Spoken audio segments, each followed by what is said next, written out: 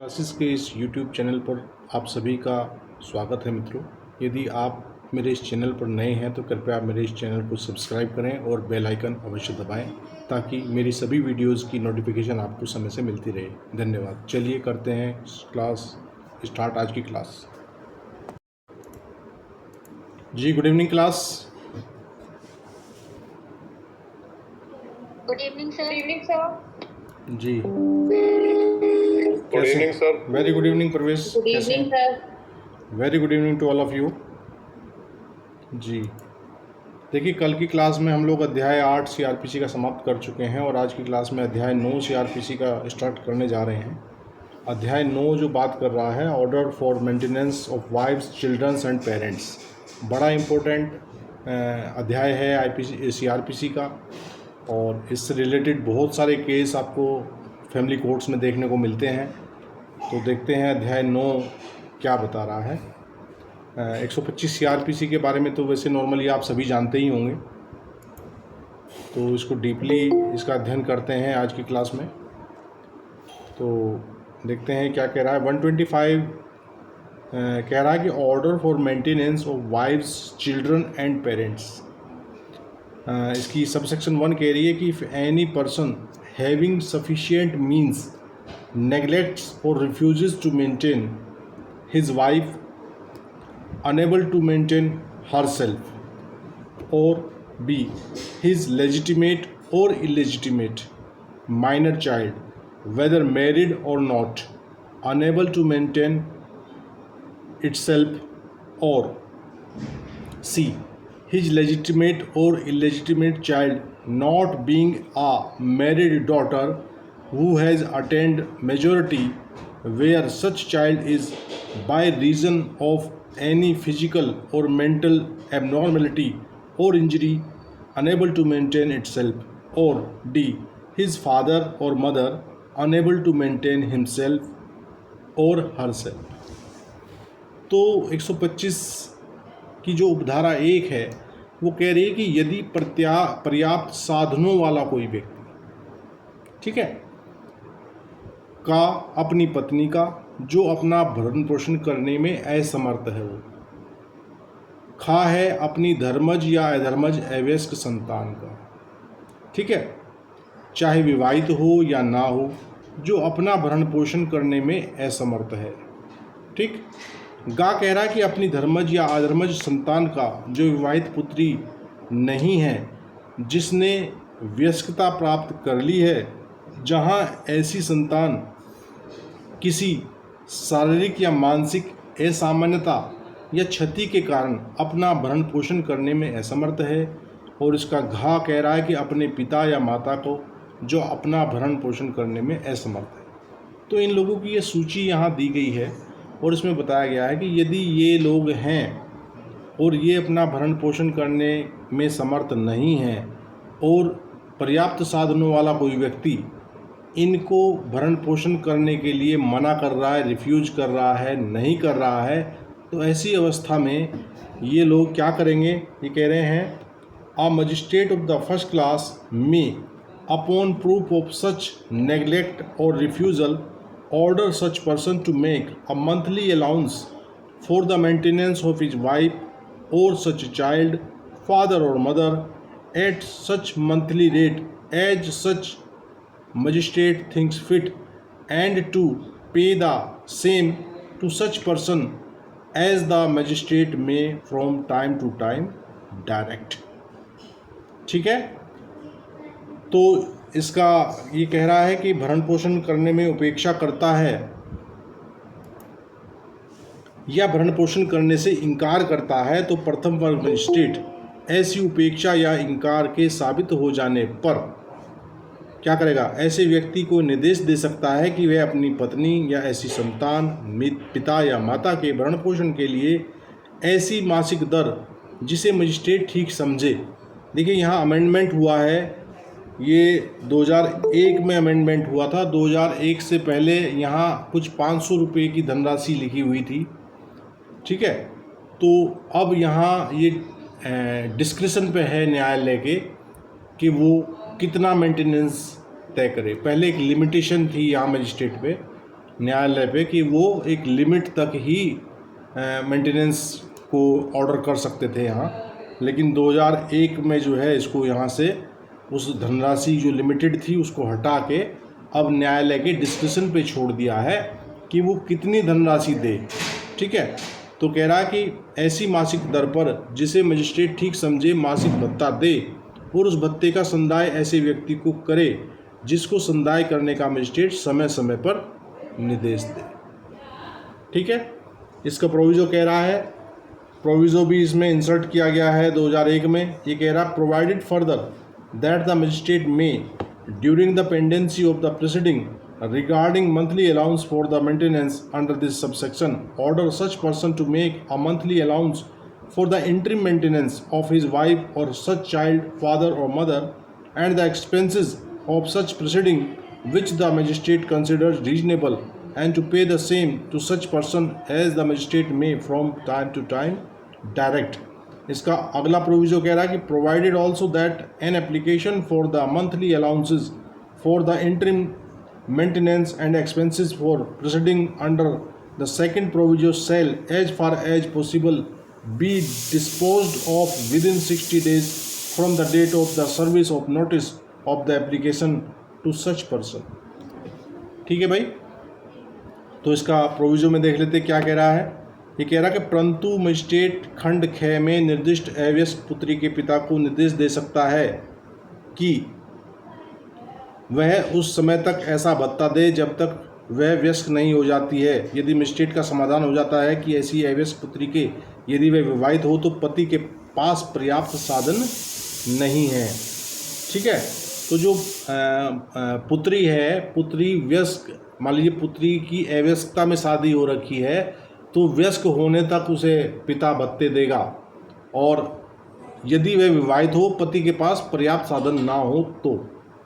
ठीक है, और प्रोविजो कह रहा कि परंतु यह और कि इस उपधारा के अधीन भरण पोषण के लिए मासिक भत्ते से संबंधित कार्रवाई के दौरान मजिस्ट्रेट यह आदेश दे सकता है कि वह अपनी पत्नी या ऐसी संतान, पिता या माता के अंतरिम भरण पोषण और ऐसी कार्रवाइयों के लिए खर्चे की ऐसी राशि दे जिसे मजिस्ट्रेट ठीक समझे, और उस राशि का संदाय ऐसे व्यक्ति को करे जिसको संदाय करने का मजिस्ट्रेट समय समय पर निर्देश दे। ठीक है,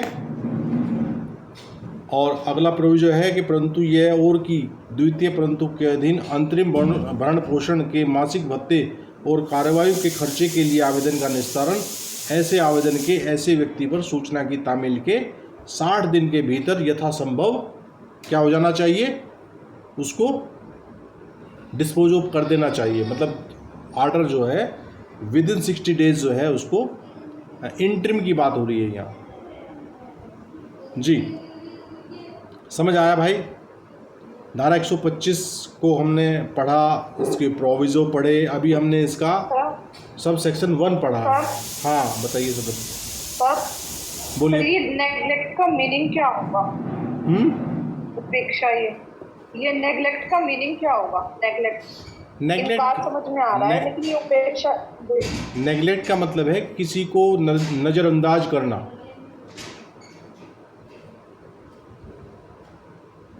ठीक है ना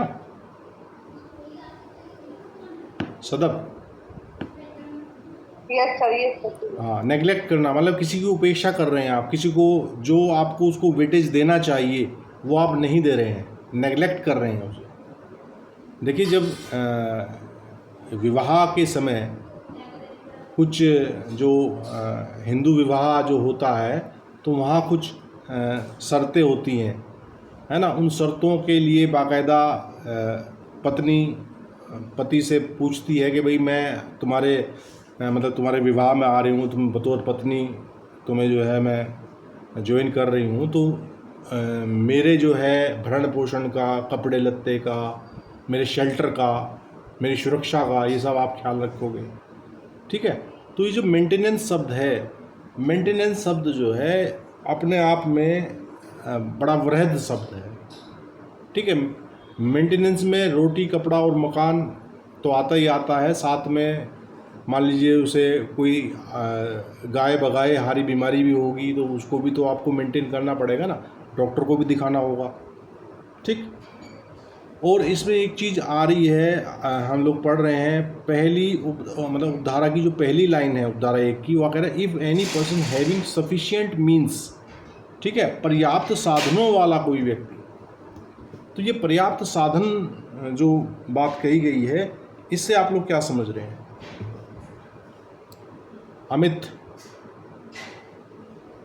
जी सर, पर्याप्त साधन से ये है जो अपने अपने परिवार का पालन पोषण करने में उसके पास पर्याप्त जो सामान या जो नेसेसरी बेसिक नीड्स हैं उनको वो पूरा कर सके। नहीं, यहाँ व्यक्ति के बारे में बात हो रही है। उपधारा 1 जो है ना, उस व्यक्ति के विषय में बात कर रहा है कि वो व्यक्ति पर्याप्त साधनों वाला व्यक्ति है और वो अपनी पत्नी का, अपने धर्म या मेंटेनेंस मांग रहे हैं, वो हाँ। पर्याप्त साधन वाला है। हाँ, जी। तो ये पर्याप्त साधन ही तो पूछ रहा हूँ मैं। पर्याप्त साधन का मतलब क्या है? जी। सर यानी अगर उसकी सर्विस वगैरह लगी हुई है या उसको कोई मंथली कोई वो आती है उसके पास जो भी पे होता है, तो वो उसको माना जाएगा कि वो पर्याप्त साधन है उसके पास। और मान लीजिए पतिदेव नल्ले हैं, कुछ नहीं करते हैं, तब क्या होगा सदब? सर भरण पोषण करने में सक्षम है सर, मेरे विचार से। जी, तो ये जो उसके हाथ पैर तो चल रहे हैं ना, कोर्ट तो ये मानेगा ना कि हाथ पांव तो बिल्कुल चले हुए हैं, तंदुरुस्त है, तो आप कहीं से भी करें, वो इस चीज को नहीं देखेंगे। इसके लिए एक केस लॉ है, सुप्रीम कोर्ट का लेटेस्ट केस लॉ है, उसको नोट कर लीजिए, है ना। अक्सर लेटेस्ट केस लॉ भी एग्जाम में पूछ लिए जाते हैं। तो ये है Reema Salkan versus Sumer Singh Salkan. Reema Salkan versus Sumer Singh Salkan 2019 12 SCC 303। हो गया नोट भाई सबका? नहीं सर, वानी सर दोबारा बता दो। हाँ, मैं बोल रहा हूँ, सर बोल दीजिए। रीमा सलकान वर्सेस सुमेर सिंह सलकान। यहाँ तक क्लियर है? 2019 इसका सन है, 12 SCC 303 इसका साइटेशन है। Is that clear?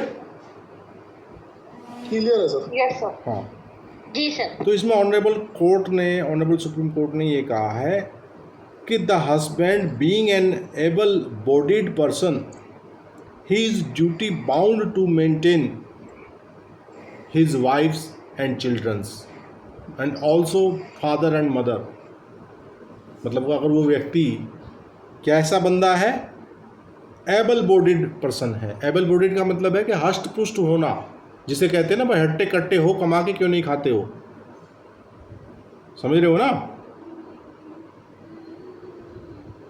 Yes sir. कई बार कोई ऐसा बंदा भीख मांगने के प्रयोजन से आपको नज़र आता है, जिसे आप देख के कह देते हैं कि भाई यार हट्टे कट्टे हो, कमा के क्यों नहीं खाते हो। तो हट्टे कट्टे का मतलब है कि he is able bodied person, उसके हाथ पांव मजबूत हैं, बॉडी मजबूत है, ही कुड वर्क। तो ऐसी अवस्था में सुप्रीम कोर्ट ने कहा कि नहीं, आप ये इस बात का रोना नहीं रो सकते कि मेरे पास नौकरी नहीं है या मेरे पास ज़मीन जायदाद नहीं है, आय के साधन नहीं है, तो मैं पर्याप्त साधन वाला व्यक्ति नहीं हूँ, ये नहीं कह सकते आप। आपके पास जो बॉडी है, आपके पास यही आपका पर्याप्त साधन है। आप जाइए, मेहनत मजदूरी कीजिए, कुछ भी कीजिए, आप ड्यूटी बाउंड हैं कि अपनी पत्नी, अपने बच्चे और अपने माता पिता को मेंटेन करें। और ये मेंटेनेंस जो है, ये शब्द भी अपने आप में परिस्थितियों के अनुसार अलग अलग तरीके हो सकते हैं। मेंटेनेंस का मतलब हर व्यक्ति के लिए एक जैसा मेंटेनेंस नहीं हो सकता, ठीक है ना। उनका जीवन स्तर क्या है, वो जीवन स्तर के हिसाब से मेंटेनेंस देखा जाएगा। Is that clear? जी सर। हाँ। यस। अब एक चीज़ और, एक केस और लिख लीजिए। यह है वेंकटेश उर्फ पॉल सेकर, वेंकटेश उर्फ पॉल सेकर वर्सेस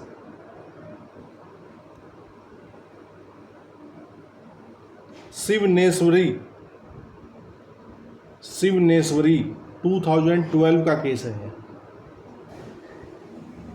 हो गया note? Sir side Venkatesh alias, आगे क्या है?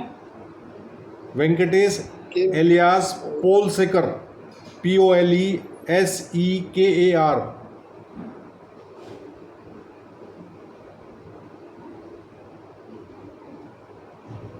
वर्सेस शिवनेश्वरी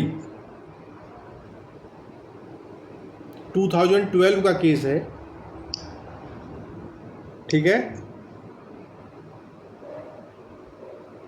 और इसमें ऑनरेबल कोर्ट ये फरमाते हैं, शर्मा जी आप अपना माइक ऑफ कीजिए, सरजीत शर्मा। हाँ, डिस्टरबेंस आता है भाई। इसमें ऑनरेबल कोर्ट ने कहा है कि भले ही पति बैंकरप्ट हो जाए, दिवालिया हो जाए, या इवन वो भगवा धारण कर ले, साधु हो जाए, मोंक हो जाए, तब भी वो अपनी लायबिलिटी से नहीं भाग सकता। Is that clear? Yes sir. संन्यास भी ले ले, हाँ, सन्यासी रह के भी हाँ, उसको जो मेंटेनेंस तो देना ही पड़ेगा। मेंटेनेंस से आप इस बात को नहीं कह सकते जी मैं तो दुनियादारी छोड़ दी, मैं तो अब जो है भगवा धारण कर लिया। तो भाई भगवा धारण करने का मतलब ये नहीं है कि जो पीछे आप परिवार छोड़ के आए हो उसकी मेंटेनेंस की आपकी दायित्व बनता है।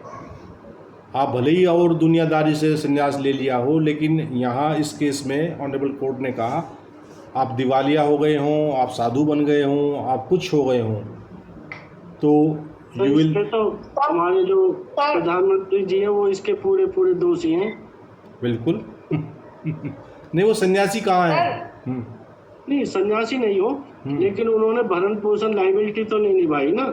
हाँ, तो एक बात और भी है ना, उनकी वाइफ तो ऑलरेडी टीचर है। हाँ बिल्कुल, उनकी वाइफ खुद टीचर है ना, तो वो भी कब से है। सर एक बात पूछनी है सर। हाँ बताइए सर। सर जैसे इसमें बता रही रात को पैदा इससे पहले ही होंगी मेरे हिसाब से तो। भाई 1 बाय 1 बात करो, आप लोग रनिंग कमेंट्री कर रहे हो। सर जी सर मैं पूछ लूँ सर से कुछ?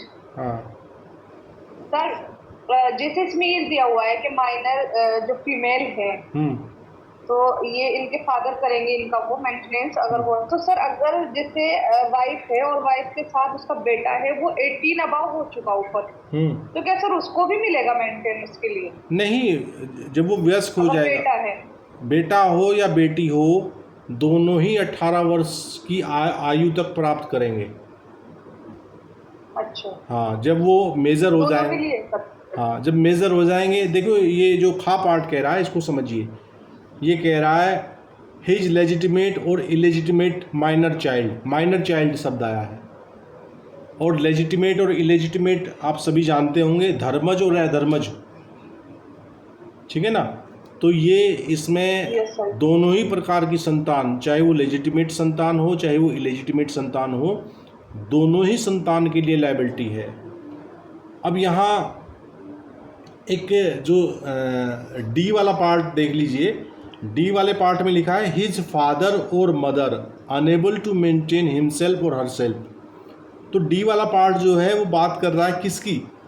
मदर फादर की बात कर रहा है। तो यहाँ हिज शब्द जो आया है, हिज को लेके भी एक केस लॉ है, उसे भी आप नोट कर लीजिए। ये है विजय मनोहर एरबट, विजय मनोहर एरबट, ARBAT, ठीक है, काशीराव वाला। हाँ, वर्सेस काशी राजा राम स्वामी, स्वामी है ना।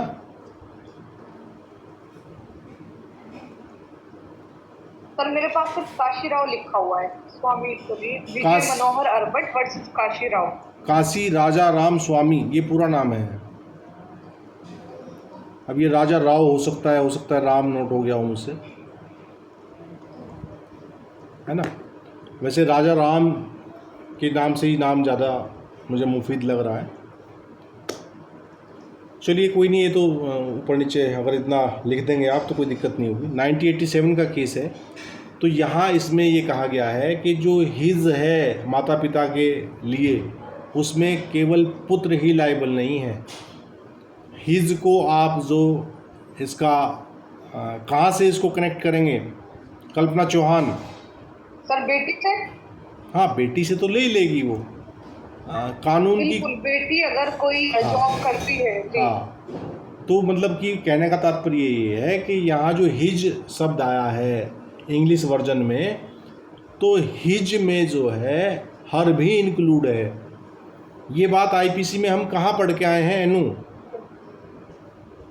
तो सेक्शन 10 में। 10 में है कि 8 में है?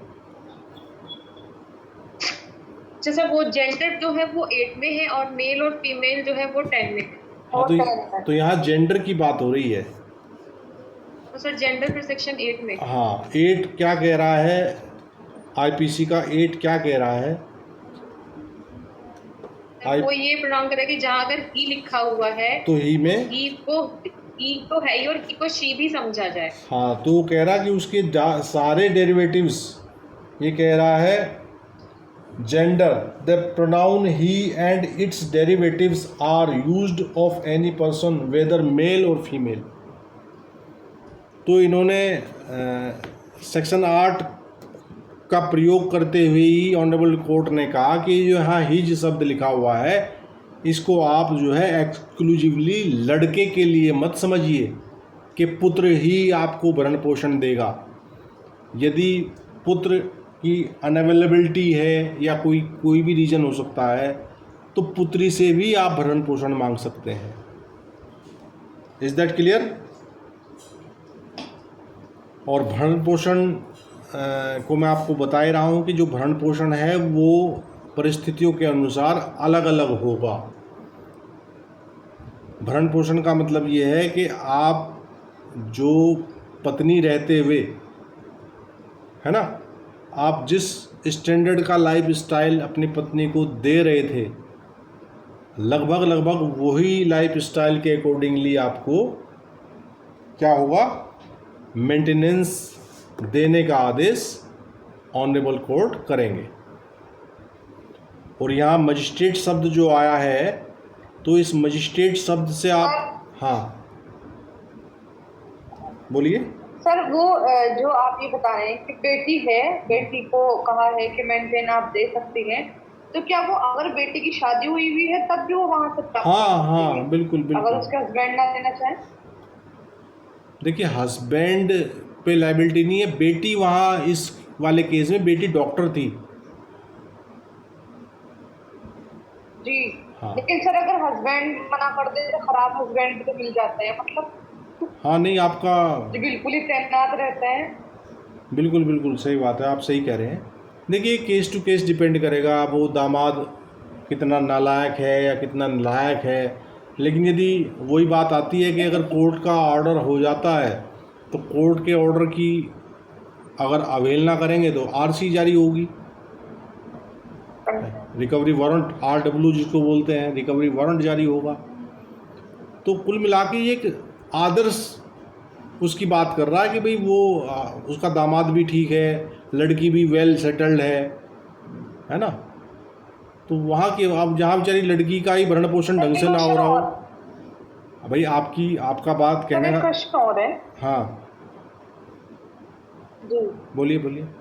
सर वो ये है कि एक वाइफ है और वो जो वाइफ है वो अपनी मर्जी से 20 साल पहले, लगभग 20 साल पहले उसने डिवोर्स लिया था, बिल्कुल ये हो करके कि मुझे छोड़ दो। बिल्कुल वो कह देते कि हर मुमकिन कोशिश ने पैरों में पड़ के, जबकि हस्बैंड उनको छोड़ना नहीं चाह रहे थे। उनके पास एक बेटा था, उसने कहा कि मैं तुम्हारे साथ रहूंगी नहीं, मुझे छोड़ दो। तो उसने सर अब रिसेंटली क्या किया कि अब वो 20-22 साल बाद अब वो मेंटेनेंस मांगने के लिए खड़ी हो गई। तो उसका मेंटेनेंस जायज नहीं है। तो वो बेचारे, तो सर जायज नहीं है, वो बेचारे बहुत परेशान है सर। मुझे कहते हैं कि इसमें क्या होगा। मैंने कह दी इसका 125 का गलत इस्तेमाल हो रहा। अब उस चीज को कौन बताए कोर्ट को कि ये बिल्कुल पैरों में पड़ के इसने खुद से लिया हुआ, इस चीज को साबित नहीं कर सकते। नहीं, 20-22 साल पहले, आपके पास कुछ लिखित 20-22 साल पहले उनका कोई डिवोर्स ऑन रिकॉर्ड हुआ था, कोई कोर्ट से डिवोर्स हुआ था, कहाँ से हुआ था? नहीं, यही तो दिक्कत हो गई कि उनका जो है डिवोर्स जो है वो आप उसमें हो गया था, गांव के बंदों ने करा जाते जब वो नहीं मान रही थी पंचायत। उस दौरान ये था कि लिखित पढ़त में जी फिर तो लिखित पढ़त कुछ नहीं हुई थी, घर के मेंबर्स थे उनके जी, घर के नहीं, पंचायत नहीं हुई थी, घर के उधर के मेंबर्स थे दोनों फैमिली के।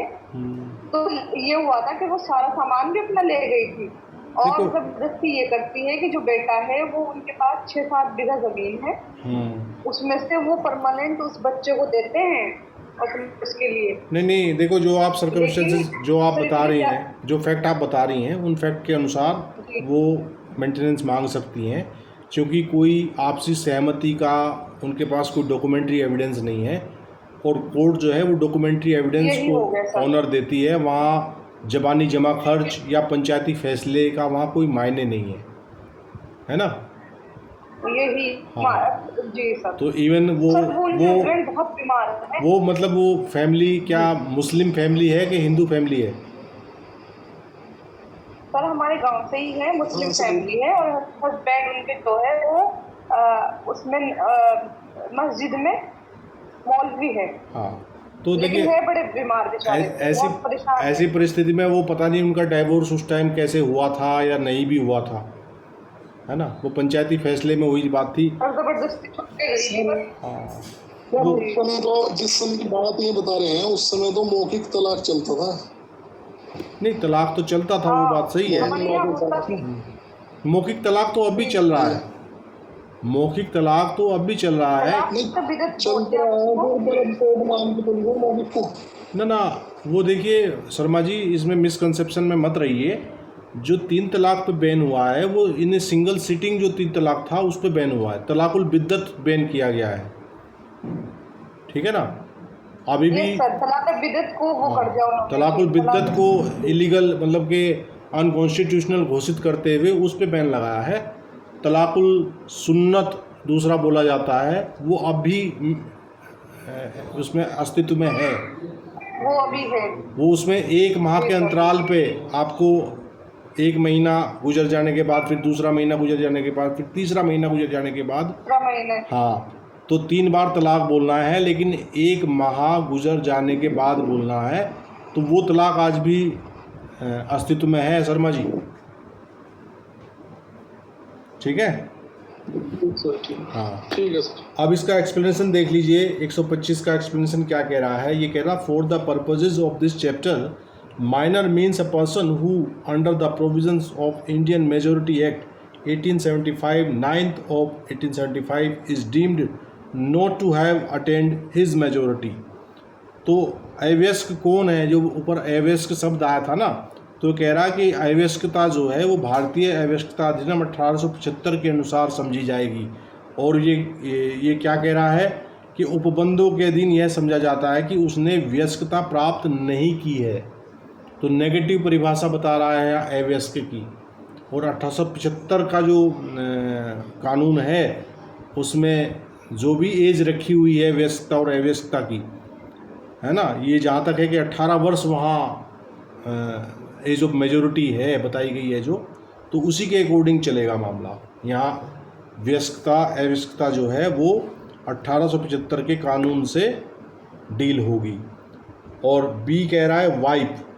वाइफ में कौन कौन है? वो कह रहा है कि wife includes a woman who has been divorced by और has obtained a divorce from her husband and has not remarried. अब ये कह रहा है कि पत्नी कौन है?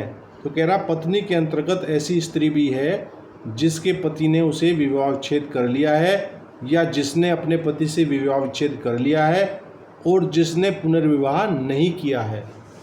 तो रीमैरिज करने तक डाइवोर्सी वाइफ भी मेंटेनेंस मांग सकती है।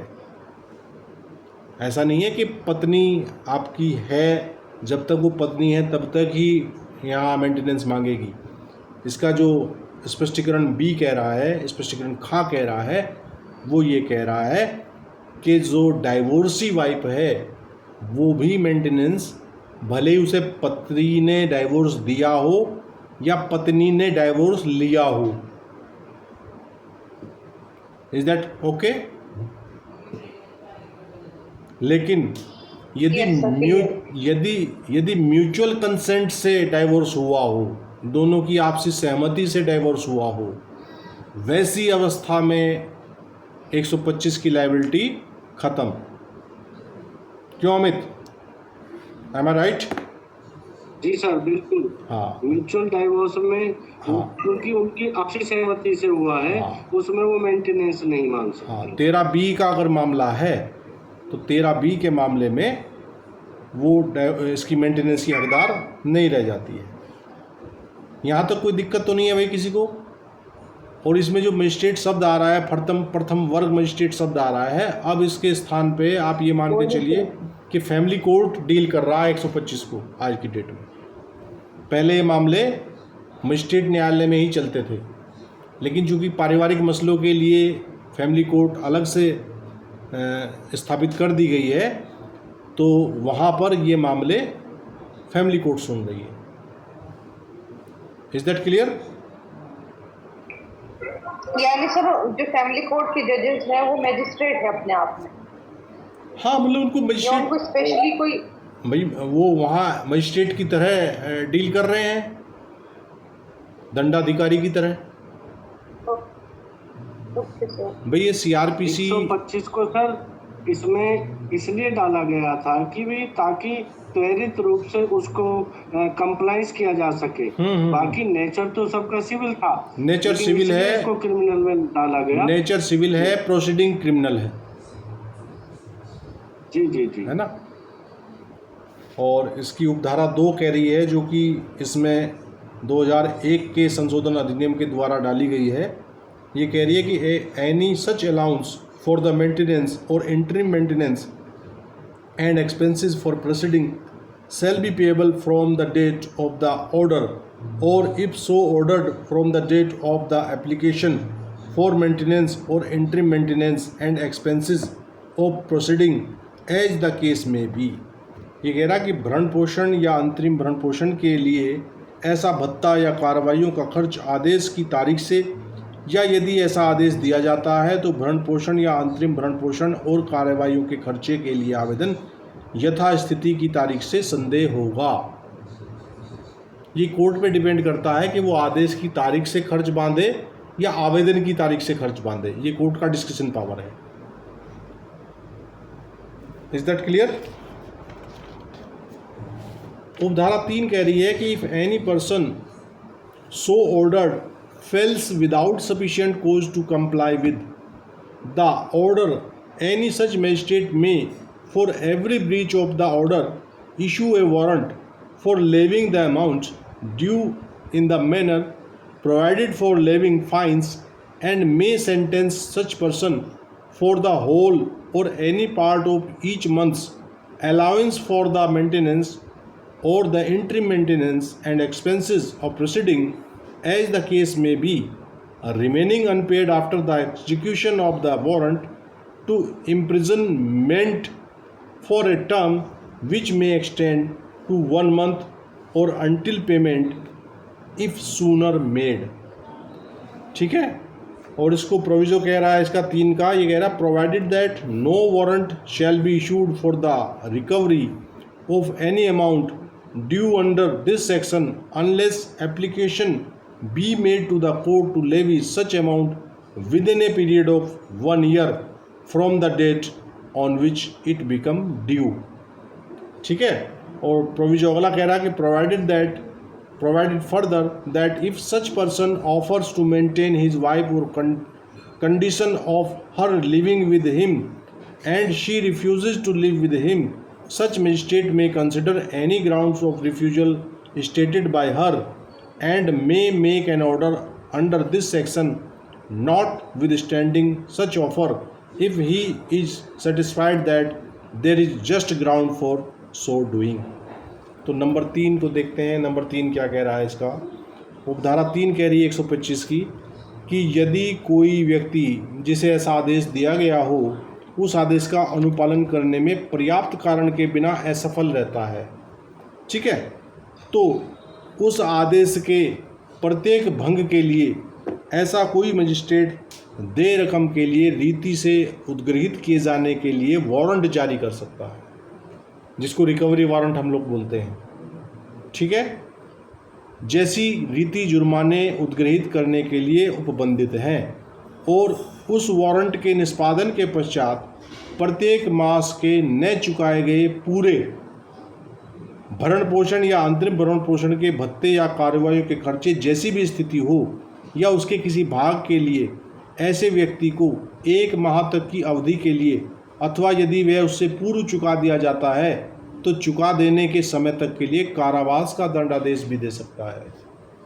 मान लीजिए वो नहीं पे कर रहा है तो उसको वो कारावास में डाल देगा और जब वो चुका देगा तो उसको छोड़ दिया जाएगा। ठीक है। परंतु प्रोविजो कह रहा है कि परंतु इस धारा के अधीन दे किसी रकम की वसूली के लिए वारंट तब तक जारी न किया जाएगा जब तक उस रकम को उद्गृहित करने के लिए उस तारीख से जिसको वह देय हुई है 1 वर्ष की अवधि के अंदर न्यायालय से आवेदन नहीं किया गया है। तो न्यायालय के सामने 125(3) की एप्लीकेशन डालनी पड़ेगी। Is that clear? रिकवरी के लिए सर। हाँ, 125(3) का आवेदन लगाते हैं ना कि सर वो पेमेंट नहीं कर रहा है, आपका सच एंड सच ऑर्डर हुआ था। मतलब 1 साल के। हाँ, तो तभी हम लोग 11 महीने मेंटेनेंस उनका मंथ 11 महीने का जब ड्यू हो जाता है तब हम एक एप्लीकेशन लगा देते हैं 125(3) की, और फिर वो एक मिसलेनियस केस के रूप में दर्ज होती है, बाकायदा अलग से केस चलता है उसका, क्योंकि 125 का तो निपटारा हो गया भाई। 125 का तो अगर इंटरिम की अवस्था है तो इंटरिम की अवस्था में तो वो भी चल रहा है, 125(3) भी चल जाएगा। क्यों फिरोज?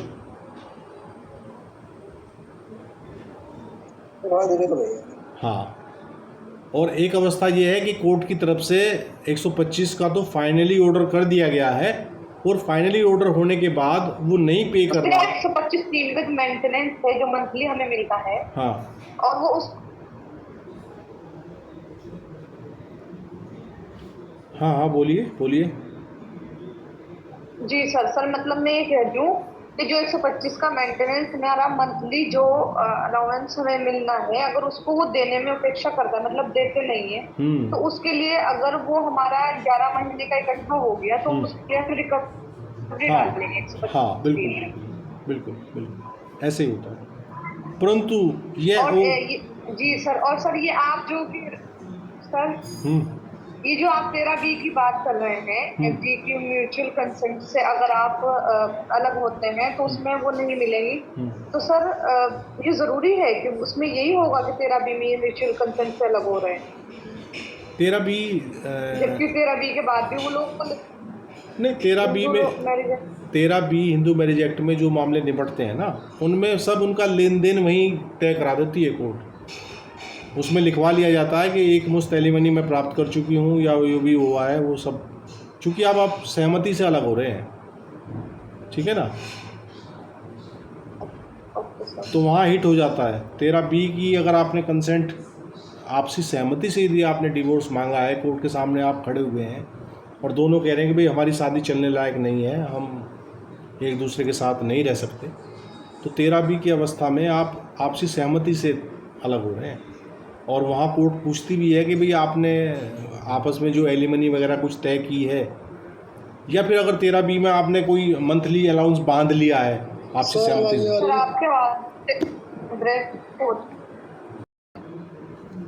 तो इसका प्रोविजन अगला ये कह रहा है कि परंतु ये और कि यदि ऐसा व्यक्ति इस शर्त पर भरण पोषण करने की प्रस्तावना करता है कि उसकी पत्नी उसके साथ रहे और वह पति के साथ रहने से इनकार करती है, तो ऐसा मजिस्ट्रेट उसके द्वारा कथित इनकार के किन्हीं आधारों पर विचार कर सकता है। ठीक है जी। इसका जो अगला प्रोविजो है वो कह रहा है कि परंतु यह और कि यदि ऐसा व्यक्ति इस शर्त पर भरण पोषण करने की प्रस्तावना करता है कि उसकी पत्नी उसके साथ रहे, है ना, और वह पति के साथ रहने से इनकार करती है, तो ऐसा मजिस्ट्रेट उसके द्वारा कथित इनकार के किन्हीं आधारों पर विचार कर सकता है और ऐसी प्रस्तावना के किए जाने पर भी वह इस धारा के अधीन आदेश दे सकता है यदि उसका समाधान हो जाता है कि ऐसा आदेश देने के लिए न्याय संगत आधार है। उद्ग्रहित करना। भाई नेटवर्क इशू हो गया था बीच में जी। सर इसका उद्ग्रहित का मीनिंग क्या होगा? उद्ग्रहित का मतलब तो रिकवर करना है।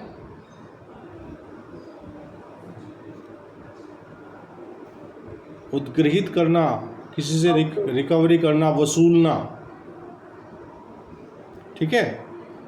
तो इसका जो प्रोविज़ो है वो प्रोविज़ो ये कह रहा है सेकंड वाला कि पति यदि पत्नी को ये कह रहा है कि भाई तू मेरे साथ रहे और मैं तेरा मेंटेनेंस अपने साथ रख के ही कर दूंगा, और यदि वैसा प्रस्तावना को वो पत्नी इनकार कर रही है तो उसके इनकार करने के आधारों पर वह कोर्ट विचार करेगी और ऐसी प्रस्तावना के बावजूद भी वो मेंटेनेंस का ऑर्डर दे सकती है। क्या समझे?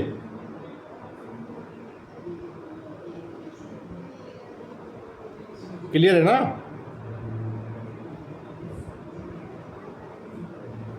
मेरी आवाज़ आ रही है सबको भाई? यानी सर वो दोनों पक्षों को सामने मैजिस्ट्रेट साहब जो है वो उनसे पूछेंगे अगर वो उनको ऑफर कर रहा है। नहीं, कई बार पति अरे ना वो जाना आना नहीं पूछेंगे, तो उसके अकॉर्डिंग वो फिर डिसाइड करेंगे। जाना आना नहीं पूछेंगे। कई बार जो भी बात होती है, कई बार पति आता है ना प्रस्ताव लेके कोर्ट के सामने कि सर मैं तो ले जाने को तैयार हूँ, ये मेरे साथ रहे, मैं इसको मेंटेन करूँगा अच्छे से, है ना। एक बिल्कुल ऐसा ही वाक़ा एक जगह हुआ। तो जो पीठासीन अधिकारी थी वो कोई महिला थी बेचारी, तो पति ने ऑफ़र किया कि जी मैं तो साथ ले जाना चाहूँ। तो पत्नी से वो पीठासीन अधिकारी महोदय ने पूछा भाई क्यों नहीं जाना चाहती आप, क्यों नहीं रहती इनके साथ? तो वो देसी थी कोई बेचारी, तो बोली एक महीना तू रह के देख ले इसकी खेल, पता लग जाए मैं क्यों नहीं जाना चाहती। ये हमारे यहाँ पे थी दीपा जैन की कोर्ट की बात है जी है। अच्छा बहुत बढ़िया। पर वैसे कह रही भाई ये इतना बुरा है, ये क्यों नहीं रहती इसके साथ, नुक तू रह के देख ले इसके साथ, तुझे पता चल जाएगा इतना अच्छा लग रहा तो ये। बिल्कुल सही किया जी। तो एक्सप्लेनेशन इसका कह रहा है कि if a husband has contracted marriage with another woman और keeps a mistress, it shall be considered to be just ground for his wife's refusal to live with him. स्पष्टीकरण कह रहा है कि यदि पति ने अन्य स्त्री से विवाह कर लिया है या वह रखेल रखता है तो उसकी पत्नी द्वारा उसके साथ रहने से इनकार का न्याय संगत आधार है ये, ठीक है। यदि उसने कोई और स्त्री कर ली है, उससे शादी कर ली है या उसको किसी को बतौर रखेल रखता है, तो वैसी अवस्था में जो उसकी विवाहित पत्नी है वो उसको अलग रहने का ये रीजनेबल ग्राउंड है। ऐसी अवस्था में वो अलग रह के आराम से जो है अपना मेंटेनेंस उससे ले सकती है।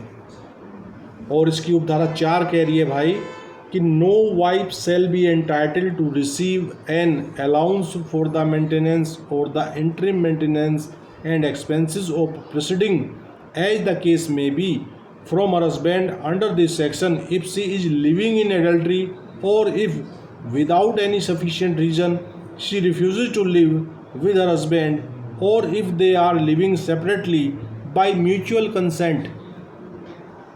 क्या समझे रे बाबा? उपधारा 4 कह रही है कि कोई पत्नी अपने पति से इस धारा के अधीन भरण पोषण या अंतरिम भरण पोषण के भत्ते और कार्यवाही के खर्चे जैसी भी स्थिति हो प्राप्त करने की हकदार न होगी यदि वह जारता की दशा में रह रही हो अथवा यदि वह पर्याप्त कारण के बिना अपने पति के साथ रहने से इनकार करती हो अथवा यदि वे पारस्परिक सम्मति से पृथक रह रहे हों। अब ये म्यूचुअल कंसेंट वाली बात आ गई ना यहाँ जो हम डिस्कस कर रहे थे सदब। Is that clear? Sir yes separation है सर, ये हाँ डाइवोर्स नहीं है। अरे वो तो सेपरेशन से भी अगली चीज होगी डाइवोर्स। तो ये थर्ड पार्ट है, पार्ट की भाई म्यूचुअल कंसेंट से अलग रहना एक अलग बात है। तो जो आप तो अगर सेपरेशन में भी कंसेंट से रह रहे हैं तब भी नहीं ले सकते भरण पोषण, और आप कह रहे हैं कि म्यूचुअल कंसेंट से डिवोर्स करके अगर अलग हो रहे हो तभी कहाँ ले लेगा? क्यों? जी सर। बस ये लेकिन ये पति को राइट है आई थिंक 125(4) में कि अगर वो इन चीजों को साबित कर दे तो वो है मेंटेनेंस देने से बच सकता है। बिल्कुल बिल्कुल भाई, या तो वो किसी अनरीजनेबल कोई इसका कारण ऐसा है कि हालांकि कोई नहीं सुनता, पति को कौन सुन रहा बेचारे को, वहाँ पति के सिर पे तो बजना ही बजना। बिल्कुल सर, कोई नहीं सुनता। और हमारे माननीय पीठासीन अधिकारी तो इतने दयालु हैं स्त्रियों के प्रति कि कोई झुट्टों को भी आगे आवेदन डाल दे कि जी मैं इसकी पत्नी हूँ तो उसका खर्चा बांध दे। बड़े उदार हैं वो। सबसे ज्यादा भीड़ लगी रहती है सर फैमिली को। वो बड़े उदार हैं 125 में खर्चा बांधने में। आओ ले जाओ जी, ठीक है। और नंबर 5 कह रहा है कि कैश काउंटर है सर वो। हाँ नंबर 5 कह रहा है on proof that any wife in whose favor an order has been made under this section is living in adultery, or that without sufficient reason she refuses to live with her husband, or that they are living separately by mutual consent, the magistrate shall cancel the order। तो वैसी स्थिति में magistrate जो है क्या करेंगे? आदेश को रद्द कर देंगे। मजिस्ट्रेट नंबर 5 में कह रहा है कि मजिस्ट्रेट यह साबित होने पर आदेश को रद्द कर सकता है कि कोई पत्नी जिसके पक्ष में इस धारा के अधीन आदेश दिया गया है जारता की दशा में रह रही है अथवा पर्याप्त कारण के बिना अपने पति के साथ रहने से इनकार करती है अथवा वे पारस्परिक सम्मति से पृथक रह रहे हैं, तो वैसे आदेश को ऑनरेबल मजिस्ट्रेट जो है वो रद्द कर देंगे। ठीक है जी, क्लियर है? तो सर इसके लिए हमें आवेदन करना पड़ेगा? हाँ बिल्कुल भाई, वो पति आके कहेगा कि साहब खर्चा मेरे से ले रही और जारता में रामफल के साथ रह रही, तो court will consider the matter आपको। लेकिन ये प्रूव करना अपने आप में इतना भारी काम है कि इसको कैसे प्रूव करे आदमी? क्यों? अगर सर मिल जाए बेचारे कोई हो इतना किस्मत वाला। हाँ तो बस वो इसी से अवेलेबल हो। हाँ तो court could cancel the order under section 125 sub section 5। चलिए आज की क्लास को हम यही विराम देते हैं। आशा करता हूँ कि आप 125 को अच्छे से समझे होंगे। फिर भी कोई दिक्कत परेशानी कोई होगी तो आप बताइएगा, हम आपको क्लियर करने का प्रयास करेंगे। अमित आप 3-4 दिन की छुट्टी पे कहाँ रहे भाई? सर कल हमारे परम मित्र थे, उनके बड़े भाई छोटे भाई एक्सपायर हो गए तो हमें वहाँ जाना पड़ा। परसों भी कहीं ऐसे ही 2 दिन से, तो बस चलिए आप लोग देखिए परेशान थे, पूरे दिन रहे वहाँ। आप लोग सभी जो हमारे क्लासेस चल रहे हैं उनमें सभी में आप प्रेजेंट रहें। आमना मैम की भी शिकायत रहती है कि बच्चे कम आ रहे हैं। लोकल लॉ नहीं पढ़ने हैं क्या आप लोगों को? लोकल लॉ के बिना उद्धार नहीं होगा भाई।